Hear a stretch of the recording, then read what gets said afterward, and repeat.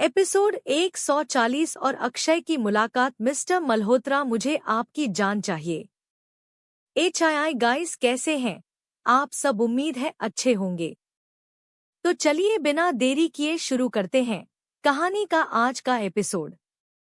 मनोहर जी इस वक्त पीहू के वार्ड के बाहर चक्कर काट रहे थे। उनके दिमाग में पुरानी बातें चल रही थी, किस तरह से पीहू ने 5 साल पहले मेंटल ड्रामा से सफर किया था, सिर्फ और सिर्फ एक इंसान की वजह से जिसका नाम वह कभी नहीं भूल सकते थे, वंश राठौर। यही वह इंसान था जिसकी वजह से उनकी प्यारी पोती ने सिर्फ 18 साल की उम्र में डिप्रेशन के चलते लगभग अपनी जान को ही दी थी।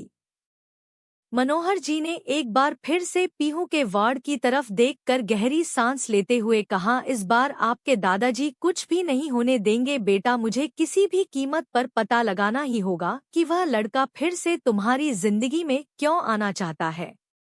एक बार तुम्हें दर्द देकर क्या उसे राहत नहीं मिली जो फिर से तुम्हारी जिंदगी खराब करना चाहता है? मुझे मिस्टर राठौर से बात करनी ही होगी। इतना कहकर मनोहर जी हॉस्पिटल से बाहर निकल गए। वहीं दूसरी तरफ पीहू अपने वार्ड में लेटी हुई थी। उसकी आंखें बंद थी पर फिर भी वह डरते हुए अपने हाथ पर बेहोशी में हिला रही थी। उसके माथे पर पसीना आ रहा था। वह बेहोशी में देख रही थी एक 18 साल की लड़की मुस्कुराते हुए फूलों को तोड़ रही थी और प्यार से उन फूलों को सुन रही थी तो कभी उन पत्तियों को किस कर रही थी। तभी अचानक से एक लड़का उसके पास आ गया। इससे पहले कि वह कुछ करती, उसे लड़के ने गुस्से से उसे फूल को उसके हाथ से खींचकर नीचे फेंक कर अपने पैरों से उसे रौंद दिया। पीहू ने रोते हुए सामने देखा तो उसके सामने वंश खड़ा था। पीहू ने रोते हुए कहा, वंश आपने क्या किया?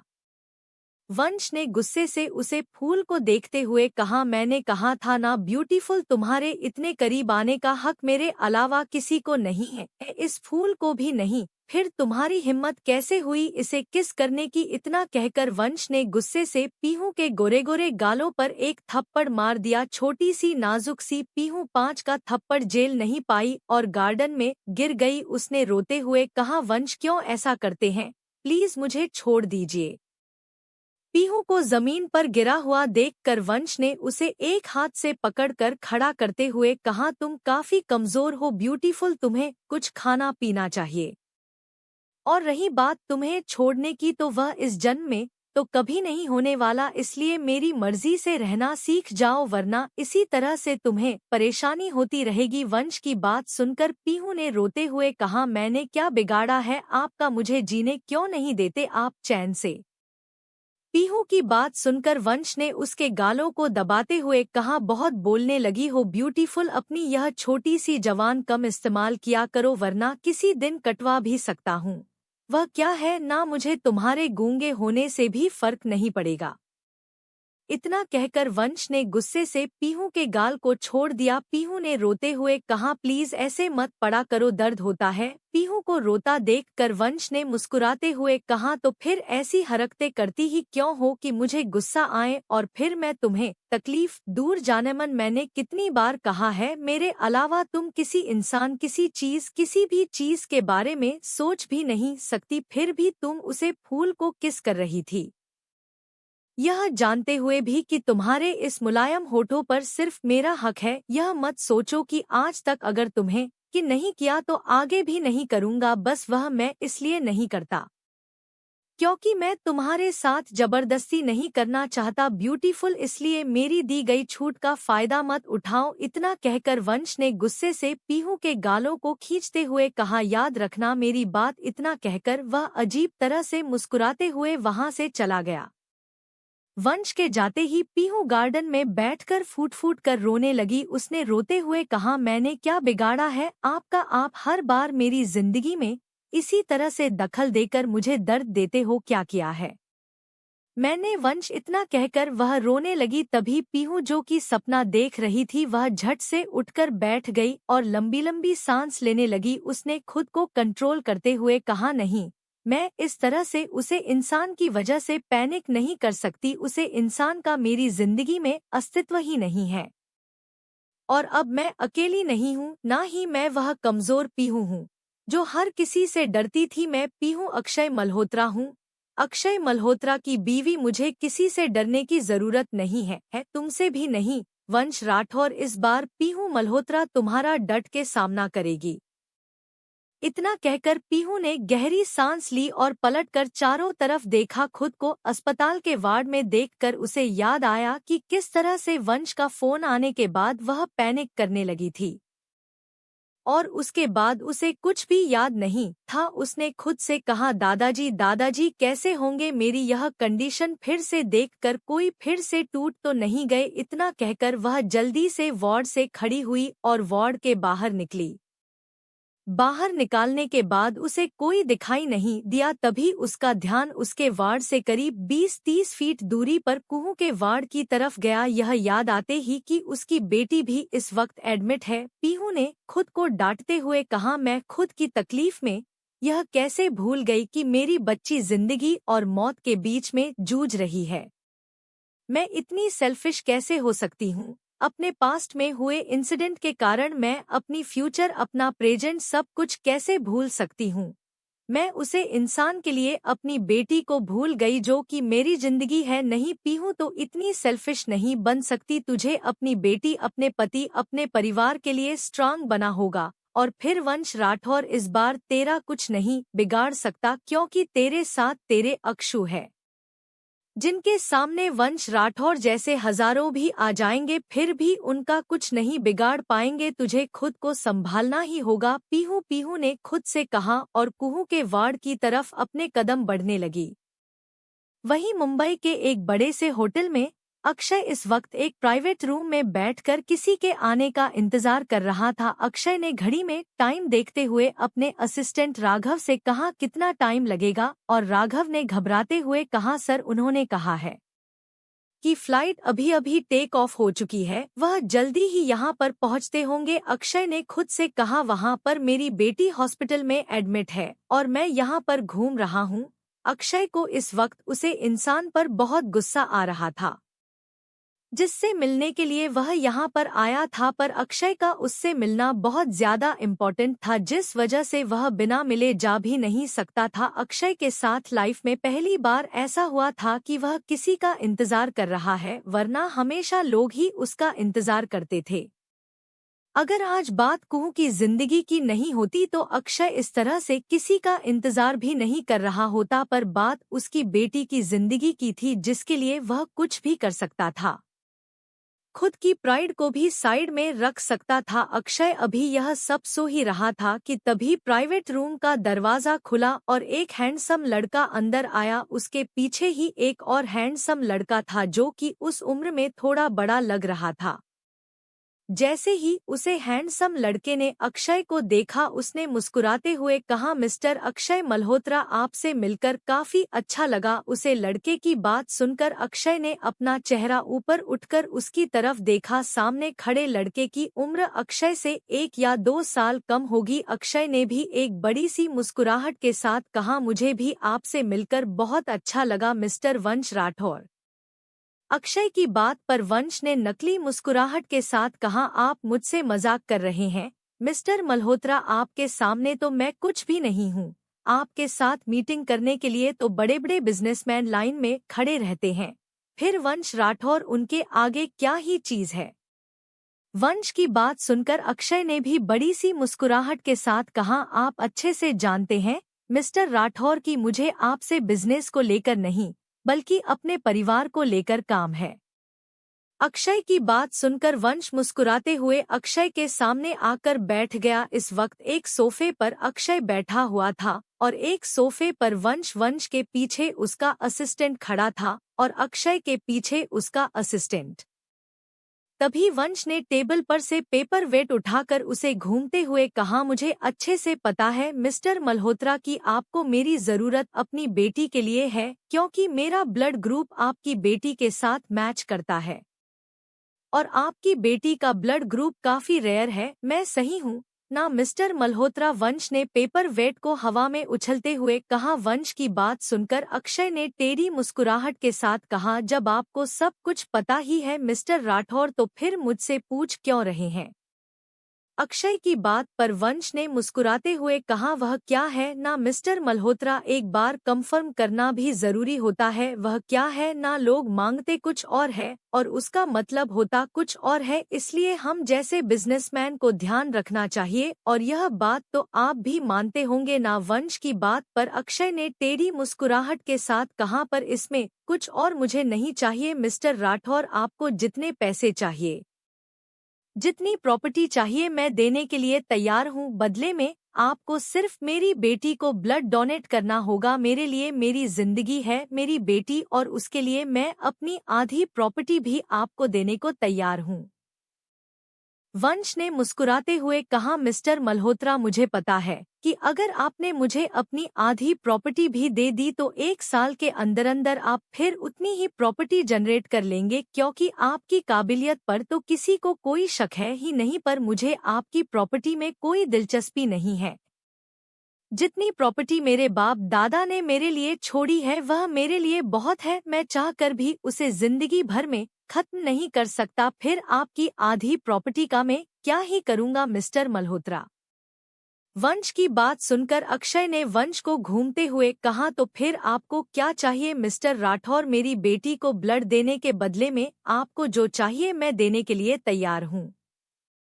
अक्षय की बात पर वंश अजीब तरह से मुस्कुराने लगा। तभी टेबल पर रखा अक्षय का फोन बजते ही फोन पर पीहू कुहू और अक्षय की फोटो दिखाने लगी। उसे फोटो को वंश ने भी देख लिया। वंश ने उसे फोटो को देखकर अजीब तरह से मुस्कुराते हुए कहा, बहुत गलत किया ब्यूटीफुल, मेरे साथ इसकी पनिशमेंट तो तुम्हें मिलेगी ही। अक्षय ने जल्दी से फोन उठाते हुए कहा, एक्सक्यूज में मिस्टर राठौर। इतना कहकर अक्षय ने जल्दी से फोन उठा लिया। दूसरी तरफ से पीहू ने घबराते हुए कहा, आप कहाँ हो अक्षु। पीहू की बात पर अक्षय ने प्यार भरी आवाज में कहा, मैं थोड़ी देर बाद कॉल करता हूँ बीवी, बस थोड़ी देर। इतना कहकर अक्षय ने फोन कट कर दिया। वहीं अक्षय के मुंह से पीहू के लिए बीवी सुनकर सोफे पर बैठे वंश ने गुस्से से अपनी मुट्ठी बांध ली थी। उसने खुद से कहा, मेरी जानेमन को बीवी बोलेगा, वह सिर्फ मेरी है, मेरे अलावा कोई और उसे देख भी नहीं सकता, और तुम उसे बीवी का रहे हो, इसकी कीमत तुम्हें चुकानी पड़ेगी। अक्षय मल्होत्रा, वंश ने अजीब तरह से कहा। अक्षय ने वंश की तरफ देखते हुए कहा, तो मिस्टर मल्होत्रा बताइए आपको क्या चाहिए मेरी बेटी को ब्लड देने के बदले में। अक्षय की बात सुनकर वंश ने टेबल पर रख फोन की तरफ देखा, जहां पर अभी भी कुहू अक्षय पीहू की फोटो दिखाई दे रही थी। वंश ने अपनी गर्दन पर हाथ फेरते हुए कहा, मुझे आपकी वाइफ चाहिए मिस्टर मल्होत्रा। एपिसोड 141, पीहू आमने सामने। पीहू मल्होत्रा हूँ मैं। HII गाइस, कैसे हैं आप सब, उम्मीद है अच्छे होंगे। तो चलिए बिना देरी किए शुरू करते हैं कहानी का आज का एपिसोड। वंश की बात सुनकर अक्षय, जो कि चुपचाप बैठा हुआ था, गुस्से से खड़ा हो गया। उसने चिल्लाते हुए कहा, अपनी औकात मत भूलो वंश राठौर, तुम्हारी इतनी हिम्मत कि तुम यह कह रहे हो कि तुम्हें मेरी बीवी चाहिए। अक्षय की बात सुनकर वंश, जो कि बैठा हुआ था, उसने मुस्कुराते हुए कहा, काम डाउन मिस्टर मल्होत्रा, मैं मजाक किया था।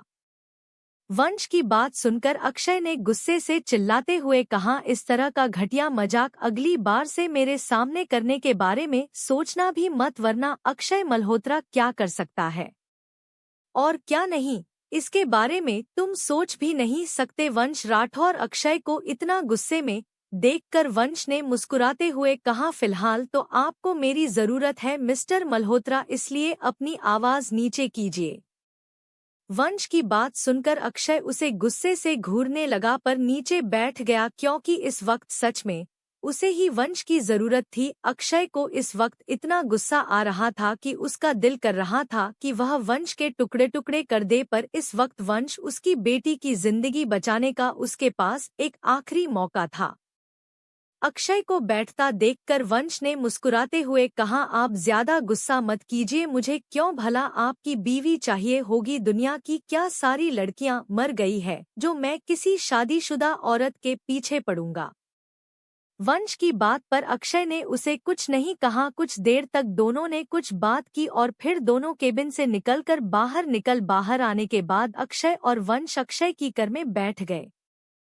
दोनों पिछली सीट पर बैठे हुए थे। कुछ देर बाद उनकी कार वसुधा हॉस्पिटल के सामने आकर रुकी। अक्षय पहले बाहर निकाला और फिर वह निकला। हॉस्पिटल को देखते ही वंश ने बड़ी सी मुस्कुराहट के साथ कहा, काफी बड़ा अस्पताल बनाया है मिस्टर मल्होत्रा आपने।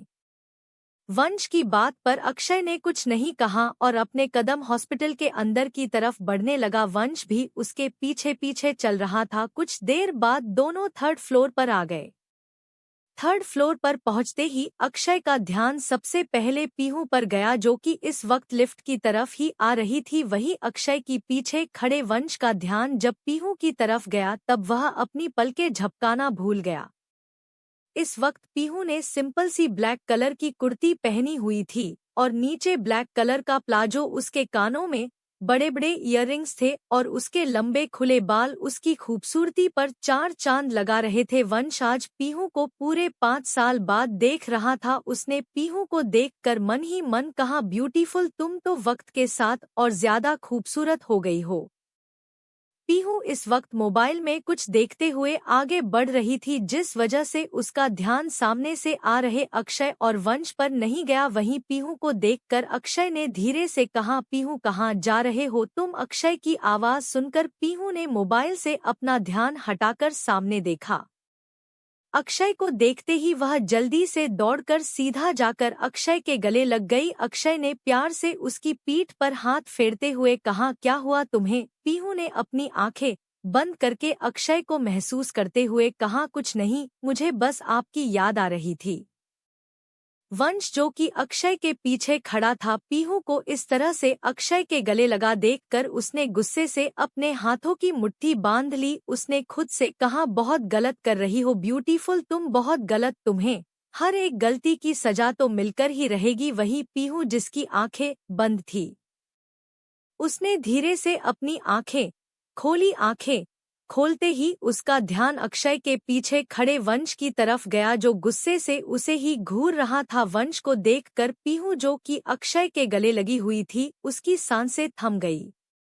वही पीहू को खुद की तरफ देखा था। देखकर वंश के चेहरे पर जहरीली मुस्कुराहट आ गई। अक्षय ने धीरे से पीहू को खुद से अलग करते हुए कहा, क्या हुआ बेबी? पीहू का ध्यान अक्षय की तरफ नहीं था, पर अक्षय की आवाज सुनकर उसने नकली मुस्कुराहट के साथ कहा, कुछ नहीं, दादी आपको बुला रही थी। पीहू की बात सुनकर अक्षय ने अपना सर हिलाया और अपने कदम कुहू के वार्ड की तरफ बढ़ने लगा। वही अक्षय के जाने के बाद वंश मुस्कुराते हुए जाकर पीहू के सामने खड़ा हो गया। पीहू अभी भी हैरानी से वंश को देख रही थी। उसे यकीन नहीं हो रहा था कि वह अपने सामने उसे इंसान को देख रही है जिसे 5 साल पहले लगभग उसकी जिंदगी बर्बाद कर ही दी थी। उसे इतना दर्द दिया था जिस दर्द को वह आज तक नहीं भूल पाई थी। वंश मुस्कुराते हुए पीहू को देख रहा था। पीहू ने खुद को संभाल लिया था। वंश ने प्यारी सी मुस्कुराहट के साथ कहा, तुम मुझे भूल गई थी जानमन, तुम तो वक्त के साथ साथ और भी ब्यूटीफुल हो गई हो, पर तुमने यह क्या किया? तुम्हें याद है ना कि तुम सिर्फ मेरी हो? उसके बावजूद तुमने अक्षय मल्होत्रा से शादी कर ली। तुमने तो मुझे धोखा दे दिया जानमन। वंश की बात सुनकर पीहू ने गुस्से से कहा, अपनी गंदी जुबान से मुझे जानमन कहने के बारे में सोचना भी मत। वंश राठौर अब बेबो पीहू सिंघानिया नहीं हूँ जो तुमसे डरती थी, ना ही वह छोटी सी बच्ची हूँ जिसे तुम डरा धमका कर उसे सब कुछ करवा लेते थे। अपनी सारी बातें बनवट थे। अपने पागलपन के कारण तुमने जो कुछ भी 5 साल पहले मेरे साथ किया था, उसके बाद तुम्हारे साथ क्या हुआ था यह सब तुम भूल गए। कैसे तुम्हारे खुद के पापा रहे तुम्हें घर से निकालकर लंदन भेज दिया था, यहाँ तक कि तुम्हें इंडिया आने भी नहीं दिया था। 5 साल से वहीं पड़े थे ना तुम। पीहू की बात सुनकर वंश ने गुस्से से कहा, बहुत बोलने लगी हो ब्यूटीफुल तुम आजकल। वंश की बात पर पीहू ने एटीट्यूड भरी स्माइल के साथ वह कहा, वह क्या है ना वंश राठौर जी, पीहू को तुम डरते थे, धमकाते थे। वह सिर्फ एक 17 साल की बच्ची थी जिसे तुम आसानी से डरा धमका लेते थे, पर अब जो पीहू तुम्हारे सामने खड़ी है उसका नाम पीहू अक्षय मल्होत्रा है। अक्षय मल्होत्रा की बीवी जो किसी से नहीं डरती। पीहू के मुंह से पीहू अक्षय मल्होत्रा सुनकर वंश ने गुस्से से कहा, अपने मुंह से दोबारा यह नाम लेने के बारे में सोचना भी बात। तुम्हारा नाम अगर किसी के साथ जुड़ेगा तो वह है सिर्फ वंश राठौड़। वंश की बात सुनकर पीहू ने हंसते हुए कहा, दिन में सपने देखना बंद कर दो वंश राठौर। मेरा नाम पीहू अक्षय मल्होत्रा है और अब मैं सिर्फ और सिर्फ अपने अक्षु की हूँ और उनकी ही रहूंगी। तो यह सोचना तो बंद ही कर दो कि मेरा नाम कभी तुम्हारे साथ जुड़ेगा। तुम्हारे जैसे इंसान से शादी करना तो दूर की बात है, मैं तुम्हारे जैसे इंसान की शक्ल भी ना देखूं। पीहू की बात सुनकर वंश ने गुस्से से उसे घूरते हुए कहा, जानमन तुम्हें पूरी जिंदगी सिर्फ मुझे ही देखना है, क्योंकि बहुत जल्द तुम्हारी लाइफ से मैं अक्षय मल्होत्रा नाम की कांटे को निकाल कर फेंक दूंगा। फिर तुम्हारी लाइफ में अगर कोई होगा तो सिर्फ वंश राठौर। वंश की बात सुनकर पीहू ने गुस्से से उसकी तरफ देखते हुए कहा, अपनी गंदी जुबान से मेरे अक्षय का नाम लेना भी मत। तुम्हारे जैसे घटिया इंसान को अपने आसपास भी नहीं मंत्र आने देती मैं। 5 साल में भी तो बिल्कुल नहीं सुधरेगा। आज भी तुम उतने ही घटिया हो, मुझे तो लगता है कि तुम और ज्यादा घटिया बन चुके हो। पीहू की बात सुनकर वंश ने हंसते हुए कहा, तुम्हारी नजर में अगर मैं घटिया हूँ जानमन तो घटिया ही सही, पर तुम्हें पाने के लिए मैं हर एक हद पार कर दूंगा, चाहे मुझे किसी की जान क्यों ना लेनी पड़े। और जानती तो हो ना मेरे लिए जान लेना कितनी नॉर्मल बात है। आखिर तुम्हारे लिए मैंने कितनों की जान ली है, यह तुमसे बेहतर कौन जान सकता है। वंश की बात पर पीहू ने नफरत भरी नजरों से उसे देखते हुए कहा, मैं तुमसे इसी वजह से नफरत करती हूँ। तुमने अपने पागलपन की वजह से बेगुनाह लोगों को जिस तरह से मारा है ना, और उसके बाद भी आज तुम जिंदा हो, इस तरह से खुले आप घूम रहे हो सिर्फ अपने पैसों के दम पर। इसी वजह से मुझे तुमसे नफरत है। तुमने उन लोगों को मार दिया जबकि उनकी कोई गलती ही नहीं थी। पीहू की बात पर वंश ने हंसते हुए कहा, उनकी गलती थी जानमन, उन लोगों की नजरें थी तुम पर। यह जानते हुए भी कि तुम वर्ष राठौर की हो, उन लोगों ने तुमसे प्यार करने की जरूरत की। वह लोग तुम्हारे साथ बात करते थे, तुम्हें लव लेटर्स लिखते थे। यह बहुत बड़ी गलती थी जानमन। तो तुम सोचो, जब मैं उन लोगों को जिंदा नहीं छोड़ा तो फिर अक्षय मल्होत्रा तो तुम्हारा पति है, जिसकी वजह से तुम कभी मेरी नहीं हो सकती, तो फिर मैं उसे कैसे जिंदा छोड़ूंगा। सिर्फ इतना सोच कर देखो जानमन। वंश की बात पर पीहू ने हंसते हुए कहा, तुम जानते भी हो कि अक्षय मल्होत्रा कौन है। तुम्हारे जैसे 100 वंश राठौड़ को अकेले खरीद सकते हैं मेरे अक्षु, तुम उनके बाल भी बाका नहीं कर सकते। पीहू की बात पर वंश ने आगे बढ़कर उसके कानों में बेहद धीमी मगध डरावनी आवाज में कहा, तुम भूल रही हो ब्यूटीफुल कि तुम्हारी बेटी की जान बचाने के लिए इस वक्त तुम्हारे पति को मेरी जरूरत है, और जितना मैंने सुना है उसके लिए उसकी बेटी उससे अपनी जान से ज्यादा प्यारी है। तो फिर क्या वह अपनी बेटी के लिए अपनी जान नहीं दे सकता। वंश की बात सुनकर पीहू हैरानी से उसकी तरफ देखने लगी। वंश ने हंसते हुए कहा, मैं वही हूँ जिसका ब्लड तुम्हारी सौतेली बेटी के ब्लड से मैच होता है। सोचो जरा, अगर मैंने तुम्हारी बेटी को ब्लड देने के बदले तुमसे तुम्हारे पति की जान मांगी तो तुम क्या करोगी, किस बचाओगी, अपने पति को या अपनी बेटी को? बताओ, ब्यूटीफुल फैसला तुम्हारे हाथ में है। वंश की बात सुनकर पीहू उसकी तरफ देखने लगी। उसकी मुंह से कुछ निकल नहीं रहा था। उसे चुप देखकर वंश ने हंसते हुए कहा, तुम्हारी बेटी की जान सिर्फ मैं बचा सकता हूँ। वंश की बात सुनकर पीहू कुछ कहती उससे पहले ही पीछे से संगीता जी की आवाज सुनाई दी। पीहू बेटा। संगीता जी की आवाज सुनकर पीहू ने घबराते हुए पलट कर देखा तो संगीता जी उसकी तरफ आ रही थी। वहीं पीछे खड़े हुआ जिसने मुस्कुराते हुए संगीता जी की तरफ देखा। संगीता जी जाकर पीहू और वंश के सामने खड़ी हो गई। उन्होंने वंश की तरफ देखते हुए कहा, पीहू यह कौन है? पीहू कुछ कहती उससे पहले ही वंश में बड़ी सी मुस्कुराहट के साथ कहा, आंटी जी, मेरा नाम वंश राठौर है। संगीता जी ने वंश की तरफ देखा पर कुछ नहीं कहा। वही उनकी आंखों में सवाल देखकर पीहू को समझ नहीं आ रहा था कि उसे कहना क्या चाहिए। यह देखकर वंश ने कहा, मैं वही हूँ जिसका ब्लड आपकी पोती के ब्लड से मैच हो रहा है, और मुझे यहाँ पर आपका बेटा अक्षय मल्होत्रा लेकर आया है आंटी जी। यह जानकर कि सामने खड़ा इंसान उनकी पोती की जान बचा सकता है, संगीता जी ने खुशी से कहा, तो तुम हो जिसका ब्लड मेरी कुहू के ब्लड से मैच हो रहा है। थैंक यू बेटा, हमारी मदद करने के लिए आने के लिए। मेरी पोती को इस वक्त खून की काफी जरूरत है। संगीता जी की बात सुनकर वंश ने मुस्कुराते हुए पीहू की तरफ देखते हुए कहा, मुझे तो यहाँ पर आना ही था आंटी जी, आखिर मेरी भी जिंदगी और मौत का सवाल है। वंश की बात सुनकर संगीता जी ने हैरानी से कहा, मतलब? संगीता जी को खुद की तरफ देखा देखकर वंश ने मुस्कुराते हुए कहा, कुछ नहीं आंटी जी, बस कुछ अजीज चीज मेरी यहाँ पर है, जिस वजह से मैं लंदन से यहाँ पर आया हूँ, और उसे चीज को लिए बिना तो मैं यहाँ से जाऊंगा नहीं। वंश की बात संगीता जी को समझ तो नहीं आए, पर वह मुस्कुराते हुए उसकी तरफ देखने लगी। उनके लिए यही काफी था कि यह इंसान उनकी पोती की जान बचाने वाला था। आज के लिए बस इतना ही। आखिर क्या करेगा वंश? क्या वह देगा कुहू को ब्लड या फिर उसकी कुछ है और ही साजिश? इन सभी सवालों का जवाब आपको मिलेगा कहानी के आने वाले एपिसोड में, तो बने रहिए मेरे साथ।